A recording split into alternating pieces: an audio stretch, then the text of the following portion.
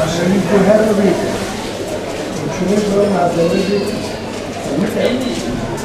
geldiniz.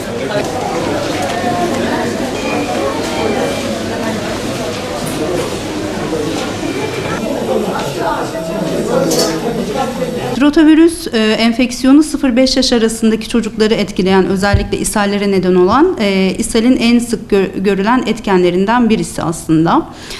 2 yaş altındaki çocuklarda daha sık görülüyor. Bu 2 yaş altındaki çocuklar arasında da 6. ve 24. aylarda özellikle en yüksek sıklığına ulaşıyor.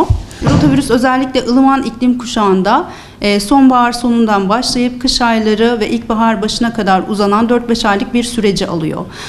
Fakat eğer salgın görülüyorsa bu salgın her mevsimde, her ayda, her dönemde görülebilir. İshalde bildiğimiz nedir? İşte daha sosyoekonomik koşulları kötü, daha hijyenik kötü ortamlarda ishal sıktır. Ama rotavirüs bu şekilde değil. Sosyoekonomik faktörler ve hijyen faktörlerine göre çok fazla değişmiyor. Gelişmiş ülkelerde de aynı sıklıkta görülebiliyor. Gelişmiş ülkelerdeki sonuçları biraz daha işte hastane yatışlarıyla seyreden, ekonomik kayıplara yol açan sonuçlanıyor.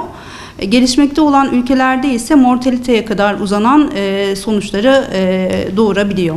Rotavirüs çocuklarda görüldüğü kadar aslında erişkinleri de etkileyen bir hastalık ama erişkinlerde çoğunlukla hafif seyrediyor. Erişkinlerde bir enfeksiyon varsa evde büyük ihtimalle bir çocuğu döneminde bir bebek vardır. Bu kişiler, ebeveynler işte çocuğun bez değiştirmesidir ya da tuvalet sonrası bakımlarıdır.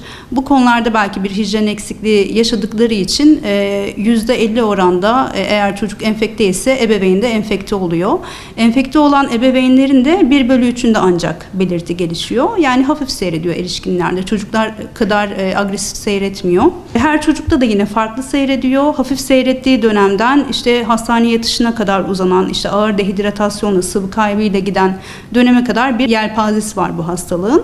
Ülkemizde İstanbul ve Ankara bölgesi çapında yapılan çalışmalarda bizim gördüğümüz hastaneye ishal nedeniyle başvuran çocuklarda %20-40 arasında etken rotavirüs olarak saptanıyor. Yani bu ne demek? Her ishalle başvuran çocuğun 1/3'inde etken rotavirüs olarak görünüyor. Şimdi hastalık özelinde semptomlarına girecek olursak, ateş kusmayla başlıyor. Suli ishalle devam eden 3-9 gün süren bir ishal dönemi var. Bu süreler tabii ki de çocuktan çocuğa değişiyor ve bu ishalin şiddeti de yine çocuktan çocuğa değişiyor. Yani kimde belki besin takviyesiyle evde geçirebilecekken bu ishal atağını hastanede sıvı tedavisi almasını gerektirecek kadar ciddi bir durumda seyredebiliyor. Rotavirüsten nasıl korunuruz? Rotavirüsün primer koruması aşılama şeklinde.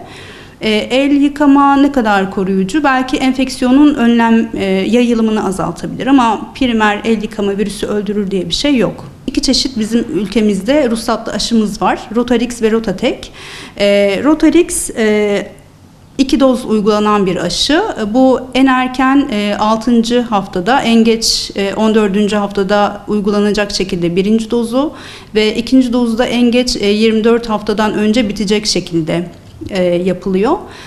Rotatek de yine aynı şekilde bunun 3 dozlu hali olarak düşünebiliriz. Yine ilk dozu 6. haftadan başlayıp 14. haftaya kadar sürecek şekilde. Diğer dozların arası 1 ay arayla devam edilip yine son dozunun 24. haftadan önce bitmesi gerekiyor. Aşıların yapılamadığı durumlar da var tabii. İşte eğer bu aşının 1. dozuna karşı ciddi bir alerjik reaksiyon gelişmişse sonraki dozlar yapılamaz. Bunun dışında ciddi bir immünsüpresif ya da immün sistem bozukluğu olan durumlarda da yine yapılamaz. Bir de intusepsiyon denilen bağırsak düğümlenmesi olan bir durum var. Eğer çocuğun böyle bir öyküsü varsa bu kişilere de Rotarix ya da Rotatek aşıları uygulanamaz. İshali hafif derecede seyreden durumlarda evde tedavi yöntemlerine de başvurulabilir.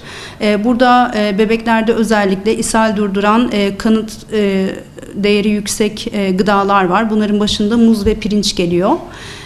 Bunların çocuklara sık sık yedirilmesi ve probiyotik desteği yüksek ürünlerin, özellikle ev yapımı yoğurtların çocuklara yedirilmesi, bol bol su içirilmesi. Burada yanlış bir inanış var, ishalli çocuğa su verilmez gibi. Bu kesinlikle yanlış. ve hatalı bir durum. İshali çocuğa tam tersi sık sık su verilmesi, sık sık belki emzirilmesi eğer emen bir bebekse. Bunun dışında probiyotik değeri yüksek yine bazı yararlı bakterilerin içerdiği ürünler var. Bunların da yine kullanılması gerekebilir. Bunlar piyasada Lactobacillus ismiyle, LCC ismiyle geçen ürünler. Bunlardan da yine ishali dönemlerde bebeklere, çocuklara uygulanabilir. Rotavirüsler genellikle çocukların toplu halde bulunduğu yerlerde salgın yapıyor. İşte kreşlerdir, okullardır.